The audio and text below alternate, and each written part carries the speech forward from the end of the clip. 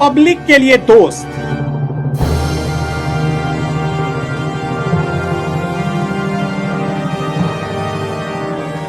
गुनहगारों के लिए काल,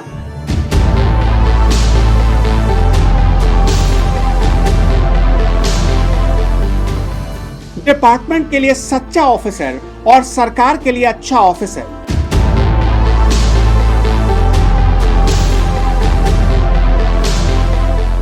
पुलिस वाले तो बहुत देखे होंगे आपने, लेकिन ऐसा पुलिस वाला नहीं देखा होगा जो दबंग भी है,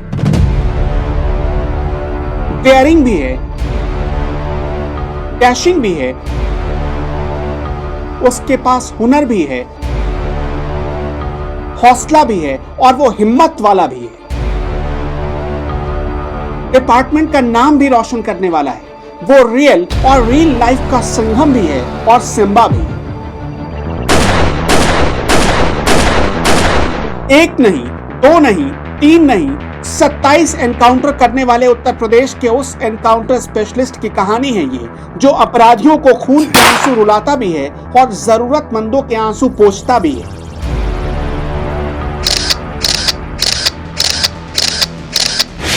एक पुरानी कहावत है, हजारों साल नरगिस अपनी बेनुरी पर रोई, बड़ी मुश्किल से होता है चमन में दीदावर पैदा।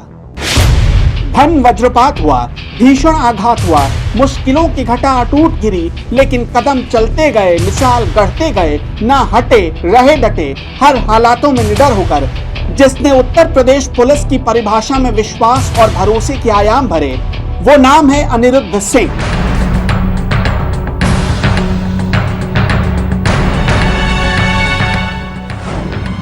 उत्तर प्रदेश में एक जिला है बदायूं, जिसकी दूरी लखनऊ से करीब 290 किलोमीटर और नोएडा से करीब 200 किलोमीटर है। उसी बदायूं के बिलसी में कुछ महीने पहले सीओ बनकर आए हैं अनिरुद्ध सिंह। नमस्कार, एनएमएफ न्यूज के सुपर कॉप सीरीज में आप सभी का बहुत बहुत स्वागत है। आज सुपर कॉप में हम निकल चुके हैं नोएडा से तकरीबन 200 किलोमीटर दूर उत्तर प्रदेश के एक दबंग ऑफिसर से मुलाकात करने। उस ऑफिसर के बारे में आपने अब तक पढ़ा होगा, सुना होगा, आज सीधे उसका साक्षात्कार करने वाले हैं। उस ऑफिसर के बारे में कहा जाता है कि वो उत्तर प्रदेश का एनकाउंटर स्पेशलिस्ट है।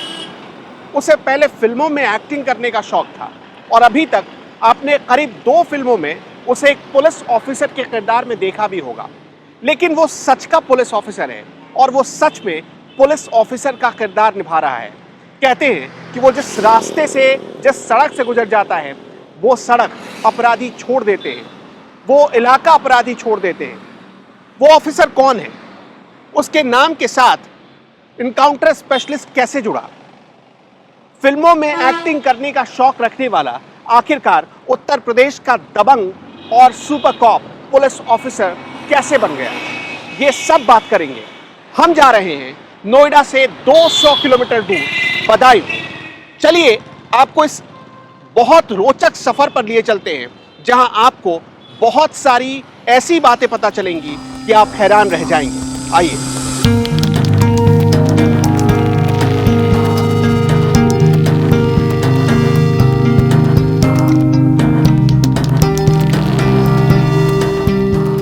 दोपहर 12 बजे का हमारी उनसे मुलाकात का वक्त तय था।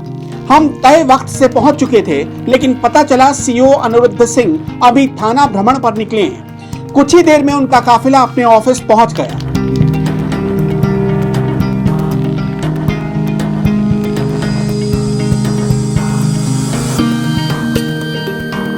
लंबा चौड़ा कद, स्टाइलिश मूछें, चीते जैसी चाल। अनिरुद्ध सिंह वैन से उतरे तो ऐसा लगा सामने किसी फिल्म का एक्टर आ गया हो। उनकी कद काठी कहीं से भी किसी फिल्मी हीरो से कम नहीं थी। आप में से बहुत कम लोग जानते होंगे कि कई फिल्मों में अनिरुद्ध सिंह कड़क पुलिस ऑफिसर का भी किरदार निभा चुके हैं।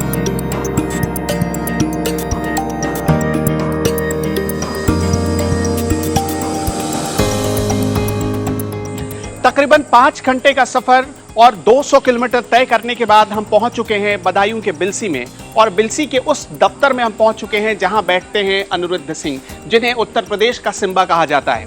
लेकिन सबसे पहले आपको बता दें कि उनसे मुलाकात करने के पहले हमें कोविड-19 के प्रोटोकॉल का पालन करना होगा, मतलब मास्क लगाना होगा। इसलिए मेरे हाथ में आप मास्क देख रहे हैं और ये मास्क पहनने के बाद मैं अंदर दाखिल हो सकता हूं उनके दफ्तर में, उनसे मुलाकात करने दिया जाएगा। आप देखिए सामने नेम प्लेट लगी है, अनिरुद्ध सिंह पीपीएस, जिन्हें उत्तर प्रदेश का सिम्बा कहा जाता है। आप सबने सिम्बा मूवी जरूर देखी होगी। उनका कैरेक्टर हूबहू उसी तरीके का है। वो कोई भी अपराध को बर्दाश्त नहीं करते। पूरा उनका सफर कैसा रहा, उनकी हिस्ट्री कैसी रही, आज हम उन्हीं से जानेंगे, उन्हीं के शब्दों में। 1 महीने की जद्दोजहद के बाद हमें उनसे इंटरव्यू करने का मौका मिला है। आइए चलते हैं।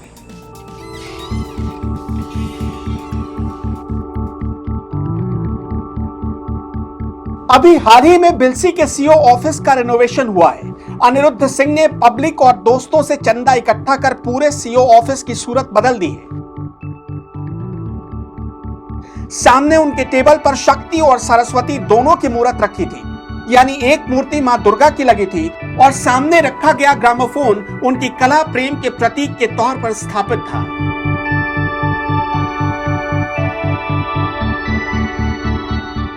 हमारी बातचीत का सिलसिला शुरू हुआ।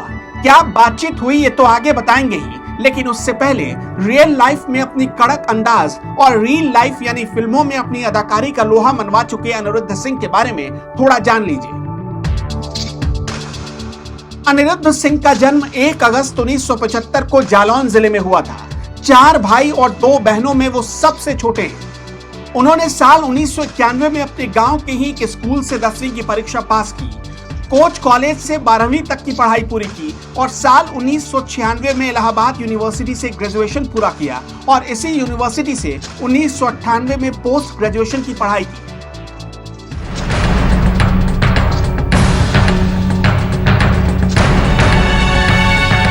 अनिरुद्ध सिंह ने अब तक ऐसे ऐसे मुश्किल केस चुटकियों में सुलझाए हैं कि आप सुनेंगे तो हैरान रह जाएंगे। जब वो वाराणसी में थे तो मुख्तार के शूटर्स के लिए बुरे सपने की तरह थे। जब वो जौनपुर आए तो नक्सलियों के लिए खौफ का दूसरा नाम बन गए। जब वो बदायूं आए तो गरीबों का हमदर्द बन गए।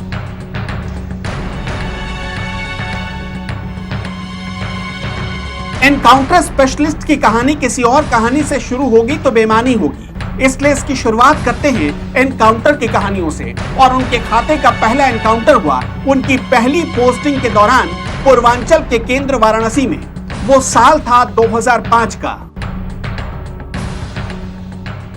हम जिस जगह नौकरी शुरू की है पूर्वांचल में, वहाँ पे क्या है ना, ऑर्गेनाइज क्राइम है, एक माफिया है, उसके बहुत सारे शूटर्स हैं, बहुत सारे सपोर्ट पे पोस्ट लोग हैं जो वसूली करते हैं, धमकाने वाले अलग, वसूली वाले अलग और गोली चलाने वाले, हत्या करने वाले शूटर्स अलग। इस तरीके की पूरी उनकी ऑर्गेनाइज गैंग होती थी।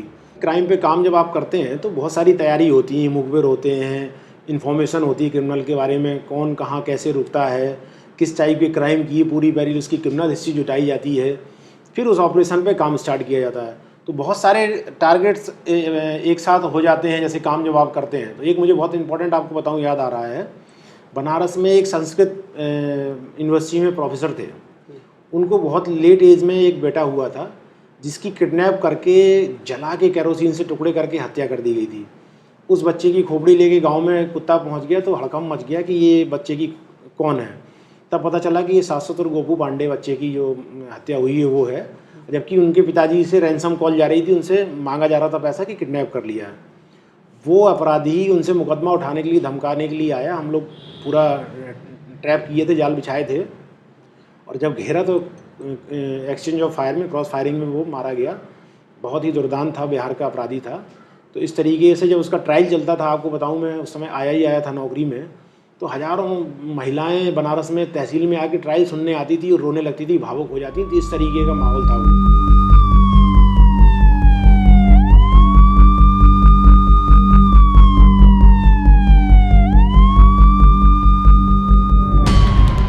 गोली जिस्म के आर पार हो गई है, पेट से खून की धार बह रही है, लेकिन एक पुलिस वाला शूटर का पीछा करते हुए उसे पकड़ लेता है और उसका एनकाउंटर कर देता है।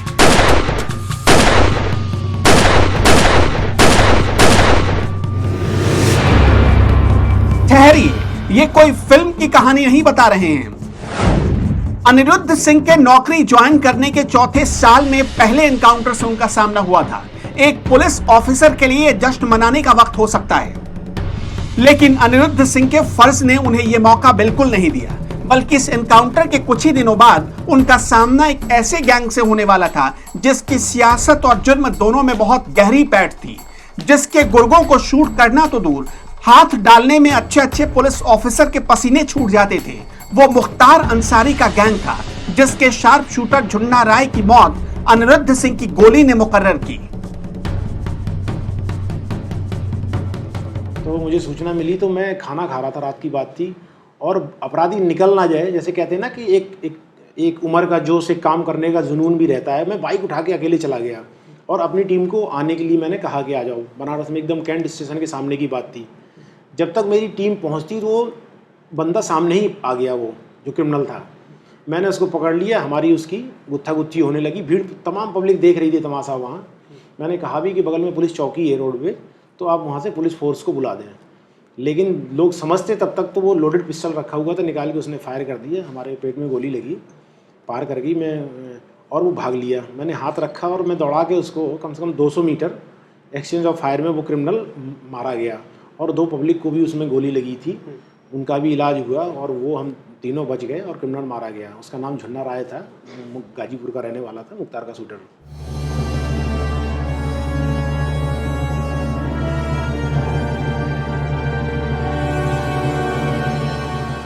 बहुत कम लोगों को पता है कि रियल लाइफ के पुलिस वाले अनिरुद्ध सिंह कई फिल्मों में पुलिस वाले का रोल निभा चुके हैं। रियल लाइफ में फिल्मी किरदार उतारकर अनिरुद्ध सिंह लोगों की खूब तालियां बटोरते रहे हैं, लेकिन उनके करियर में बहुत जल्द उन्हें फिल्मी पर्दे पर आकर अपनी अदाकारी का लोहा मनवाने का भी मौका मिल गया, और इसकी भी कहानी कुछ फिल्मी ही है।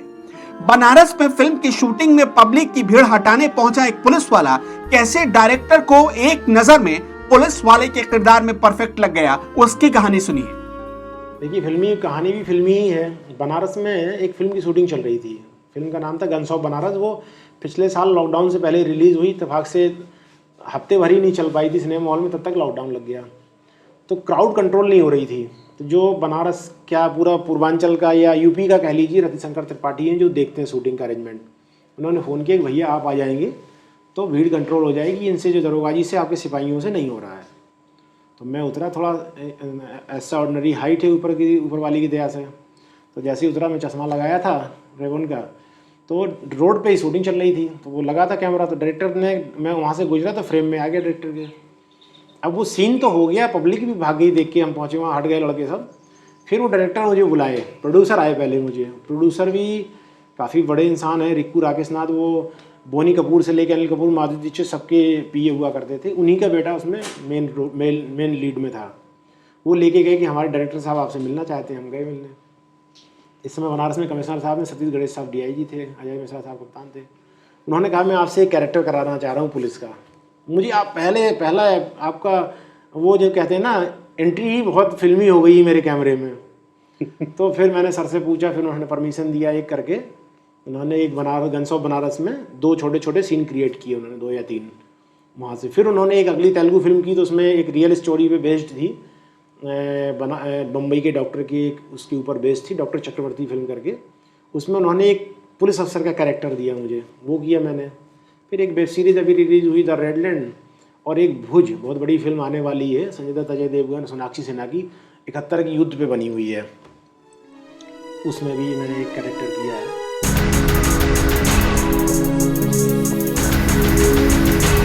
जुर्म की पहेलियां जो बड़े से बड़ा अधिकारी नहीं सुलझा पाए, कैसे इस रियल लाइफ के सिम्बा ने सुलझा दिया, अब वो सुनिए। जालौन में पोस्टिंग रहते हुए उन्होंने एक डार्क मर्डर मिस्ट्री को कैसे सुलझाया, खुद उन्हीं की जुबानी सुनिए। देखिए कि अपराधी कितना भी चालाक हो, कुछ ना कुछ सुराग छोड़ जाता है। सुबह सुबह एक चौकीदार भागते आया मेरे पास कि सर एक औरत की बॉडी मिली हाईवे पे। वैसे ही था, तुरंत उठ के गया तो देखते हैं कि टीवी के डिब्बे में एकदम औरत रोल्ड होके एक करलोन गद्दे की पन्नी में और बेड शीट में बंधी हुई पैक थी। सवेरे वो टीवी का डिब्बा एक आदमी उठा के ले जा रहा था, जब खोल के देखा औरत है तो भागने लगा। पहले लड़ रहा था सामने वो ढाबे वाला कि मैंने देखी मैं लूँगा, मैं देखी मैं लूँगा। जब निकली औरत तो चले भाग, ये तो इसमें औरत निकल आई। फिर आया, मैं देखा, मैंने उससे पूछा, काफ़ी पूछताछ की तो बताया कि एक सर छोटी गाड़ी आई थी ब्लैक कलर की, थोड़ा एक दूर पे घर था, बताया कि उसने रखा था ये डिब्बा और वापस मुड़ के चली गई बनारस की तरफ। वो मैं डिब्बा ले आया, उसका पोस्टमार्टम करवाया, टीवी में ऐड दिया, पेपर में ऐड दिया ताकि शनाख्त हो जाए। वेल नोन फेस था, देख के आ जाएगा कोई, अगर नज़दीक का होता। नहीं आया कोई पहचान के, अब हमारे लिए चैलेंजिंग हो गया। तो बॉस ने कहा कि अगर तुम नहीं कर पाओगे तो फिर बड़ा मुश्किल है। राम भरोसे साहब थे एसपी उस समय। मैंने कहा सर प्रयास करूँगा पूरा 100% अपना। फिर मैंने सारा उसका सामान निकलवाया कि शायद टैटू उसके फ़ोटोग्राफ्स निकलवाए, बॉडी के कपड़ों के, शायद टेलर का कुछ मिल जाए। तो ये सब तो नहीं मिला। टीवी के बारकोड पे मेरी नज़र चली गई। टीवी में बारकोड नहीं होता है, तो मैंने नोएडा से फेज़ 2 से इसको टीवी को फॉलो करना शुरू किया कि गई कहाँ टीवी है। तो टीवी वो लखनऊ आया, लखनऊ वेयर हाउस से बनारस गया, बनारस से वो टीवियाँ 10 जनपदों में बनारस जोन के और पटना तक डिस्ट्रीब्यूट हुई थी। तो जब बनारस की कंपनी से मैंने इनवॉइस लिया तो उसमें दिखा रहा था कि ये टीवी सोनभद्र गई है। जिस दुकान पे गया तो उस दुकान के इनवॉइस में वो टीवी का नंबर ही नहीं मैच खा रहा था। तब गलती ये हो सकती है कि उसने टीवी लाद दी हो, वो पटना चली गई हो या किसी बलिया चली गई हो, टीवी अलग के अलग रख दी हो, लेकिन इनवॉइस वो बना दिया देख के कंप्यूटर लिस्ट।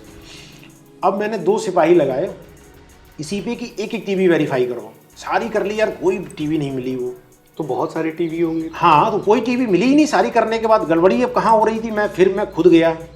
जब मैं खुद गया सोनभद्र और मैंने उसका इनवॉइस निकाला, मैंने कहा कि अब मैं तुम्हारा खुद देखूंगा। तो देखा मैंने तो उसमें एक टीवी का नंबर था, उसके पे आरटीओ में बाबू था वो उसका।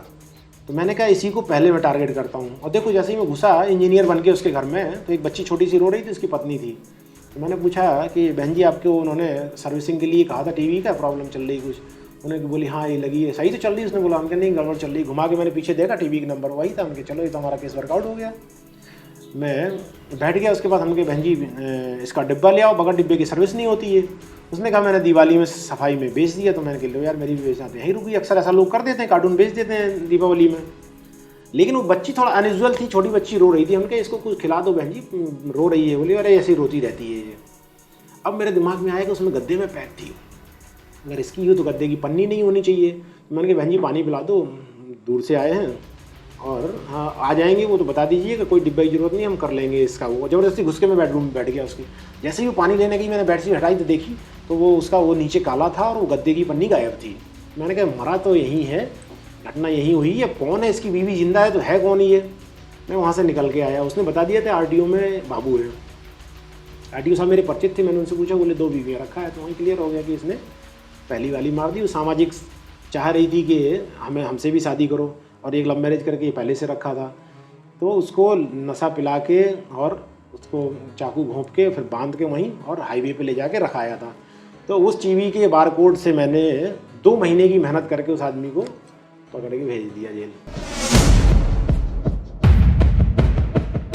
साल 2007 के आसपास की बात है। अनिरुद्ध सिंह की पोस्टिंग लखनऊ हो चली थी और पूर्वांचल से आने और जाने वाली गाड़ियां अक्सर हाईवे पर लूट का शिकार हो रही थी। रात के वक्त हाईवे से गुजरने का दूसरा मतलब मौत से सामना होता था। 60-70 ट्रक लूटे जा चुके थे, 8 ड्राइवर की हत्या हो चुकी थी। इन रॉबर्स पर नकेल कसने की हिम्मत कोई भी पुलिस अधिकारी नहीं दिखा पा रहा था। फिर एक दिन ये केस अनिरुद्ध सिंह के हाथ में आ गया। फिर तो बीच हाईवे पर फिल्मी सीन शुरू हो गया। 10 से 12 किलोमीटर तक आगे आगे लुटेरों की गाड़ी और पीछे पीछे पुलिस। लुटेरे पुलिस की वर्दी में थे, इसलिए उन्हें पहचानना भी आसान नहीं था। लेकिन अनिरुद्ध सिंह को देखकर वो भागने लगे। दोनों ओर से ताबड़तोड़ गोलियां चलने लगी। पता नहीं कौन सी गोली पर किसकी मौत लिखी थी और आखिर में जीत पुलिस की हुई। इसी तरह हाईवे रॉबर्स थे बहुत, एमपी से लेके पूरा यूपी में। मुझे लगता है उस समय में 60 या 70 के आसपास ट्रक हाईजैक करके लूटे थे और करीब 7 या 8 ट्रक ड्राइवर्स की हत्या कर दिए थे। उस गैंग का हम लोगों ने, ये बात है लगभग डेट याद है मुझे अच्छे से, 29 दिसंबर 2005 की। 10 या 12 किलोमीटर बहुत हॉट चेज इनकाउंटर था एक्सचेंज ऑफ फायर में। उधर से वो लोग गाड़ी चला रहे थे, आरटीओ बने हुए थे गाड़ी के ऊपर नीली बत्ती लगा के, और पीछे से हम लोग सुमो में। तो इस तरीके से चौराहे पे बहुत ज़बरदस्त भिड़ंत हुई। तो हमारे पुलिस पार्टी भी फायर कर दी थी जो वहाँ पिकेट लगी थी। उनको लगा कि ये गैंगवार हो रही, क्योंकि हम लोग भी सादे में थे। फिर वो पहचान गए कि ये हमारी पुलिस पार्टी, वो अपराधी हैं, हम लोगों के असला वो सब देख के। अदरवाइज़ शायद हम लोग को भी पुलिस नुकसान उठाना पड़ता। उसमें 3 अपराधी मारे गए थे और बहुत बड़ी मात्रा में उनका सामान ट्रक लूटा हुआ। वो आदमी पकड़ा गया था जौनपुर में, 2 वहाँ भी अरेस्ट हुए थे, 4 बहुत बड़ी गैंग वर्कआउट हुई थी और उससे बहुत साल तक वहाँ हाईवे पे ट्रक रॉबरी बंद हो गई थी उस घटना को। उसके बाद फिर मैं ट्रांसफ़र चला गया चंदौली।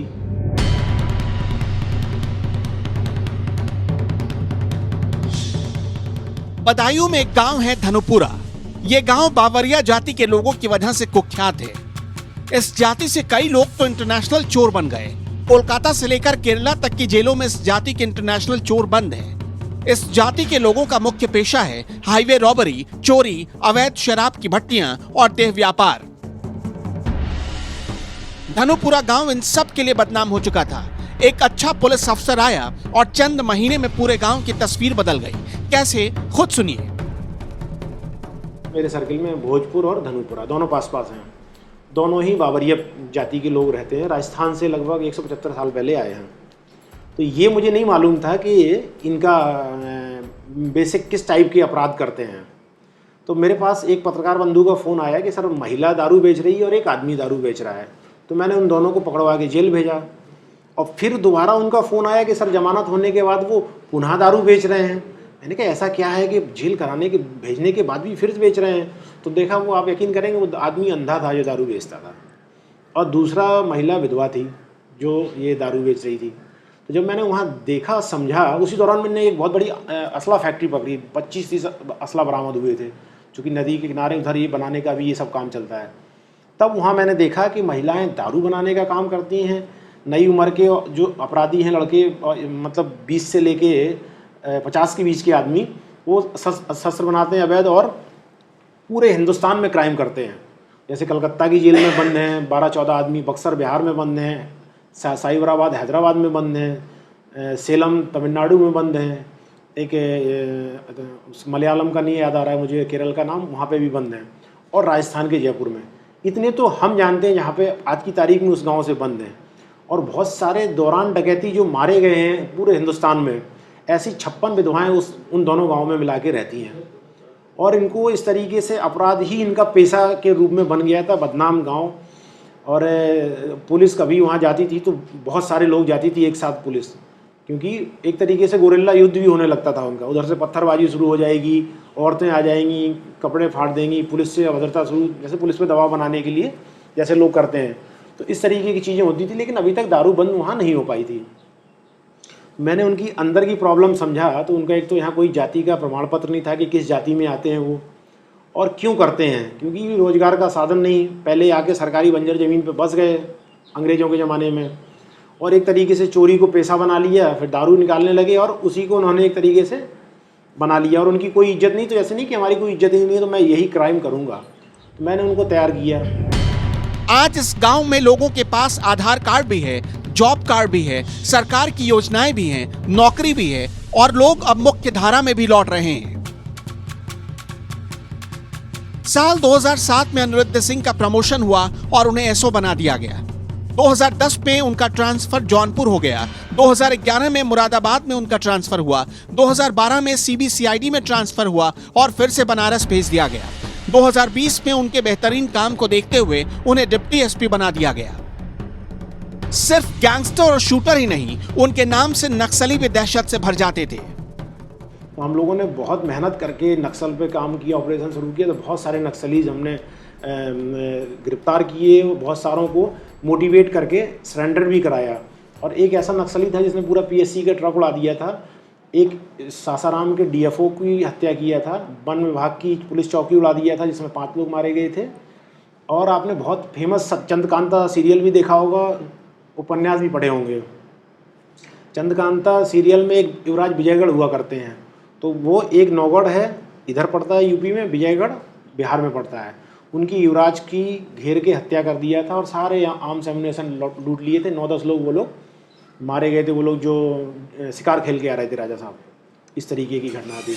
उस नक्सली को हम लोगों ने, जब बहुत ज़बरदस्त मुठभेड़ हुई, उसमें मारा गया था। 47 रिकॉर्ड भी, हैंड ग्रेनेड, बहुत सारी चीज़ें मिली थी। और कई सारे उसके बाद भी और पहले भी बहुत सारे नक्सली पकड़े गए और सुधार भी बहुत किया, उनकी समस्या को भी समझा। जैसे गरीबी बहुत थी वहाँ, जैसे गरीब बच्चियों की शादी कराना, खेल से तैयार करना उनके लड़कों को खेल से, ताकि वो किसी अच्छे नौकरी में जाए, सम्मानित उसमें जाए। बहुत मोटिवेट हुए, बहुत सारे लोग जमा करना बोलते थे, वो स्वयं आके सरेंडर करते थे या बुलाते थे, जैसे भी होता था उनको हम लोग जेल भेजे। उस गांव में 40 या 50 के लगभग दोनों में मंदिर बने हुए हैं अपराध के पैसे से। तो मैंने उनसे बात किया, मोटिवेट किया कि आप क्या करते हो, आप एक तमंचा बनाने में कितना टाइम लेते हो। मैंने उसी से इंट्रोगेशन में पूछा, तो उसने बताया कि एक तमंचा बनाने में लगभग 10 दिन लगता है और 1000 रुपये हमको मिलता है, 1000 कमीशन इनको मिलता है और 400-500 बेचने वाले को 2500 में लगभग बिकता है। तो मैंने कहा 10 दिन में तुम्हें 1000 मिल रहा है, 100 रुपये पर डे आ रहा है, अगर तुम दिहाड़ी मजदूरी में अगर करोगे तो 300 रुपया पर डे तुम्हें मिलेगा और इज्जत की रोटी मिलेगी, 200 रुपये ज़्यादा मिलेगा, अच्छी नींद आएगी, मेहनत करोगे, तो क्यों ये अपराध का पैसा खा रहे हो। इसी तरह दारू का था, 8 या 10 लीटर एक महीने में बना पाते थे, जेल अलग जाना, उससे ज़्यादा दिहाड़ी मजदूरी में है। ये बात उनको समझ में आई। और दूसरी ये बात समझ में आई कि कौन सी देवी माता है कि अपराध का पैसे से आपको आशीर्वाद देगी, जो आप उनकी कसम खा के जाते हो। शर्म नहीं लगती है, अपराध के लिए कसम खाते हो, किसी अच्छे काम के लिए कसम खा के जाओ। तो जब मैं शुरुआत किया था तो मेरे पास सिर्फ 10-15 बच्चे आते थे छोटे, या 4-6 महिलाएं जो रह जाती थी वही आते थे, बाकी कोई उस गांव में आदमी आता ही नहीं था। तो लोग कहते थे कहाँ आप सर मार रहे हैं पत्थर से, यहाँ कुछ चेंज होने वाला नहीं है। लेकिन आप ईमानदारी से मेहनत करिएगा, किसी का समझिएगा दर्द, तो चीज़ें होने लगती हैं। फिर मैंने उसमें एक मेडिकल स्टोर खुलवाया, दवा नहीं थी वहाँ, एक फार्मासिस्ट लड़का था, डॉक्टर साहब का नंबर दिया, दवाएं दोस्तों से लेके कि खांसी जुकाम जुखार की सामान्य दवाएं होती कि डॉक्टर साहब से फ़ोन करके पूछ के तो ही इनको ये दवा देना। धीरे धीरे विश्वास जगने लगा। तो हमने कहा कि आधार कार्ड बनवा लो, इतनी विधवाएं, इनको विधवा पेंशन नहीं मिलती, आधार कार्ड नहीं है। तो उन्होंने कहा आधार कार्ड बनवा लेंगे तो पुलिस पकड़ लेगी। तो मैंने उनसे ही प्रश्न किया है, जो आपके 15-16 साल पहले कलकत्ता में बंद हैं, तब तो आधार कार्ड भी नहीं था, जो जयपुर में बंद हैं, वहाँ हैदराबाद में बंद हैं, ये आधार कार्ड से पहले के हैं, तो क्या ये आधार कार्ड से पकड़े गए थे। तो उनको समझ में आया कि जानबूझ के हमारे नहीं बनवाए गए आधार कार्ड, चालाकी दिखाई गई कि इन्हें कोई वो ना मिले, सुविधाएं ना मिले, और ये मेरे पीछे लगे रहें, जैसे मैं इनको चलाऊं वैसे ये अपराध करते रहें। फिर मैंने उस गांव में आधार कार्ड की डीएम साहब से बात करके मशीन ही लगवा दी, वहाँ दिन भर आधार कार्ड दोनों लोगों के बनते थे, दोनों गाँवों में।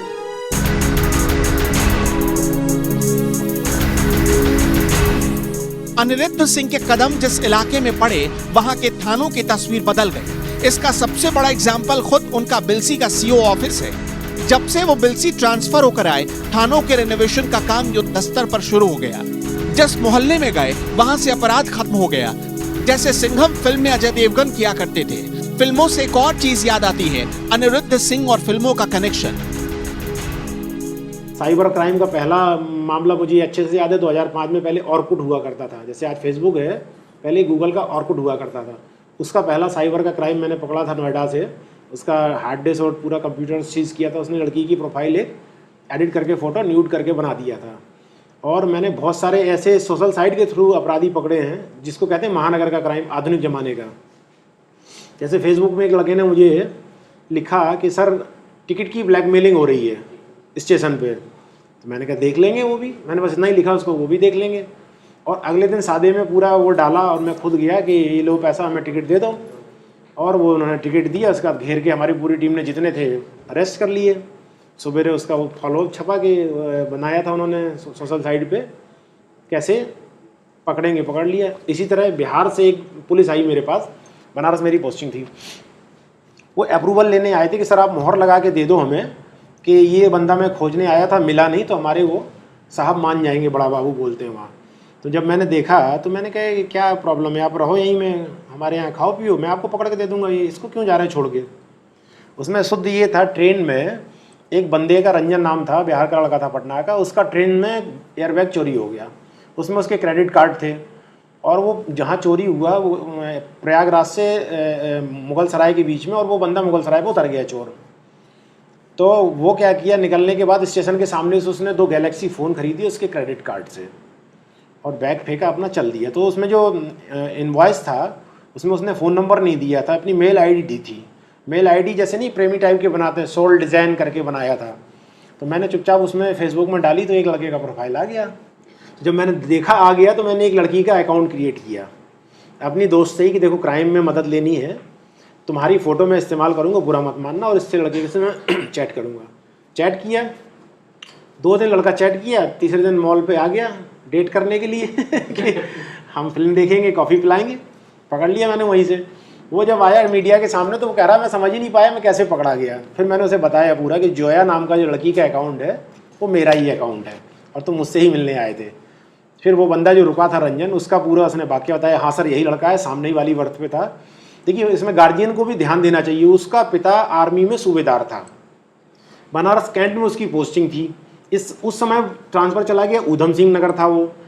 तो माँ ने कभी पूछा ही नहीं कि तुम्हारे पास कहाँ से इतना फ़ोन पैसा आ रहा है। हाई स्कूल ही नहीं पास कर पाए, उनको बताता था कि MBA कर लिया है, नौकरी कर रहा है, ये उसकी सैलरी से पैसा मिला है, मुझे कंपनी ने दिए ये फ़ोन।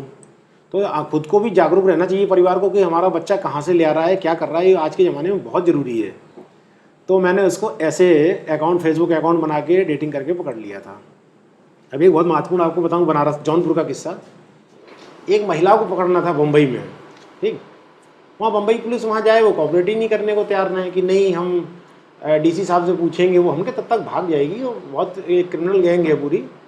तो करके हमारे कॉर्पोरेटर दोस्त थे, उनको उनके जानने वाले थे इंस्पेक्टर साहब, उनको मैंने उसमें लगा दिया, साथ में अपनी एक टीम के बंदे को छोड़ दिया और मैं खुद ही ऑटो लेके निकल गया। और जो डॉक्टर से उसका चल रहा था बात करके, मैंने उसको ट्रैप कर लिया। उसमें बहुत बड़ी बिल्डिंग थी, भगदड़ मच गई आप सोच लो।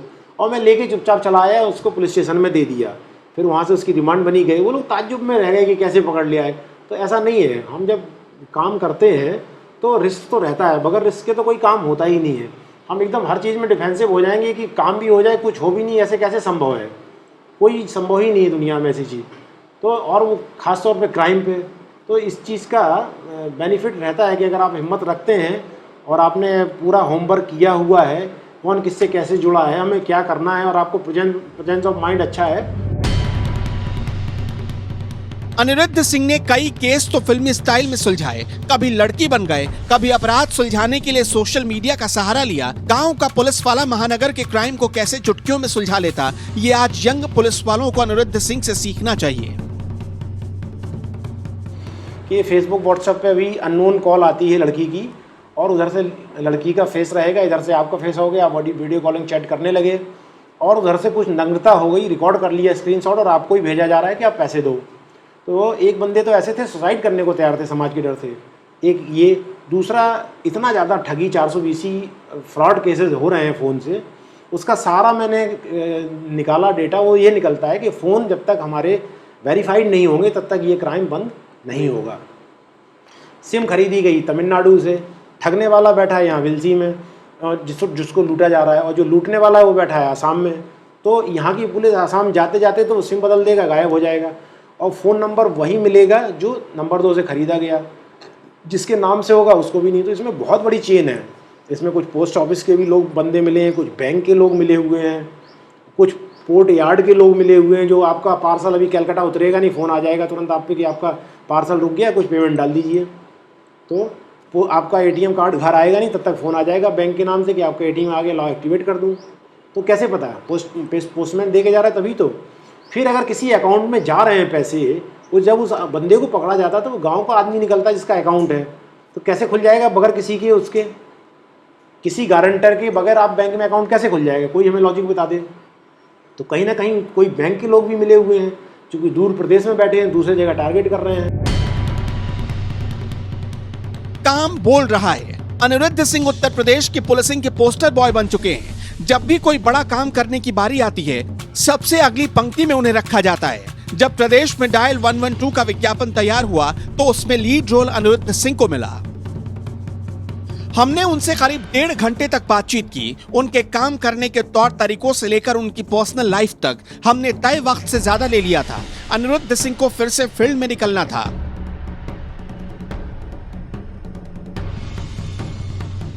जिगर वाला पुलिस ऑफिसर, हिम्मत वाला पुलिस ऑफिसर और समाज बदलने वाला पुलिस ऑफिसर, और इससे भी बड़ा ईमानदार पुलिस ऑफिसर। आज उत्तर प्रदेश को अनिरुद्ध सिंह जैसे पुलिस ऑफिसर की बहुत जरूरत है। अगर हर पुलिस वाला उनकी तरह सोचने लगे और उनकी तरह काम करने लगे तो उत्तर प्रदेश में रामराज आने से कोई भी नहीं रोक सकता।